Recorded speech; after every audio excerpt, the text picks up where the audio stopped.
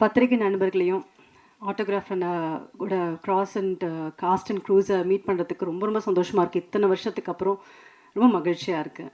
அதுவும் 21 வருஷத்துக்கு அப்புறம் ரீரிலீஸ் ஆகுது. நிறைய பேசிட்டாங்க இந்த படத்தை பற்றி, எக்ஸ்பீரியன்ஸ் பற்றி. இது கண்டிப்பாக ஹிட் ஆகும். ஏன்னா இந்த ட்ரெய்லர் பார்க்கும்போதே புதுசாக இருந்தது. அதுவும் சொல்லியிருந்தார்.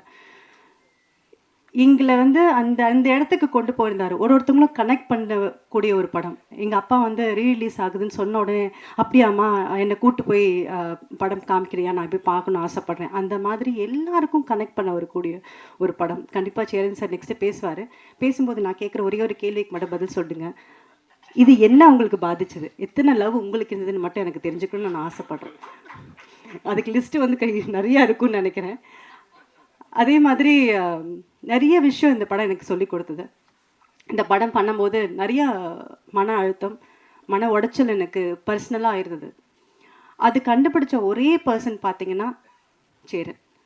ஆட்டோகிராஃப் சாங்ஸ் ஷூட் பண்ணிகிட்ருக்கோம். ஷூட் பண்ணிகிட்டு இருக்கும்போது ரொம்ப ரொம்ப மன கஷ்டத்தில் இருந்தேன். யாருக்குமே தெரியாது. நான் வெளியே ரொம்ப சிரிச்சிட்ருப்பேன், யாருக்குமே தெரியாது. நான் லைட் பண்ணிகிட்டு இருக்காங்க இந்த ஒவ்வொரு புக்லையும். அப்போது கார்னரில் உட்காந்துருந்தேன். உட்காந்தோடனே அப்பா அவருக்கு என்ன தோணுச்சுன்னு தெரில, பக்கத்தில் உட்காந்தார். என்ன பிரச்சனை உனக்கு அப்படின்னு கேட்டார். இல்லைப்பா ஒன்றும் இல்லைப்பா. இல்லை ஏதோ ஒரு பிரச்சனையில் இருக்கேன்னு எனக்கு தெரியும், எல்லாம் சரியாகும் ஓகே அப்படின்னு சொல்லி அன்னைக்கு ஃப்ரெண்ட்ஷிப் ஆனது தான் இந்த ஃப்ரெண்ட்ஷிப் 21 வருஷமாக அவ்வளோ பெஸ்ட் ஃப்ரெண்டுன்னு சொல்ல முடியும். இந்த இண்டஸ்ட்ரியில் நான் மார்த்தொட்டி சொல்லிக்க முடியும்.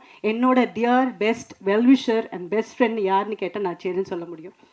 எல்லாரும் கேட்பாங்க, ஒரு ஆணும் பெண்ணும் ஃப்ரெண்ட்ஸாக இருக்க முடியுமா அப்படின்னு அப்போவே கேட்டாங்க என்கிட்ட. இந்த படம் பார்த்துட்டு ஒருத்தருங்களும் மீட் பண்ணும்போதெல்லாம் இருக்க முடியுமா அப்படின்னு கேட்டாங்க.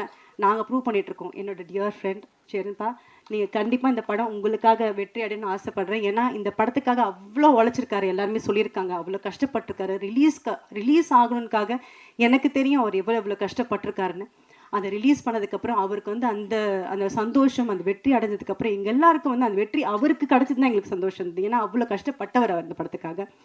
ஒவ்வொரு ஃப்ரேமும், ஒவ்வொரு விஷயமும், ஒரு கதாபாத்திரமும் நம்ம கனெக்ட் பண்ணக்கூடிய ஒரு விஷயமா இருந்தது. எனக்கு பிடிச்சமான ஒரு படம், நான் நடித்ததுலேயே எந்த படம் எனக்கு ரொம்ப பிடிக்கும்னு கேட்டிங்கன்னா ஆட்டோகிராஃப் சொல்வேன். கண்டிப்பாக ஒவ்வொரு பூக்குலையுமே சாங் நான் கண்டிப்பாக காமிக்கணும்னு ஆசைப்படுவேன். ஒரு சாங்கில் எனக்கு எவ்வளோ எக்ஸ்பிரஷன் சொல்லி கொடுத்துருக்காருன்னா அது அந்த எக்ஸ்பீரியன்ஸ் எனக்கு போதும். ஒரு இதில் அந்த மாதிரி வரும். அதில் அவர் ஏதோ யோசனையில் போகிறீங்க, யோசனையிலேருந்து நீங்கள் வெளியே அதுக்கப்புறம் நீங்கள் பாட ஆரம்பிக்கிறீங்க. இந்த விஷயம் வரையும் எனக்கு சொல்லி கொடுத்தவர். And I will always owe this to you செருப்பா. I really loved working with you.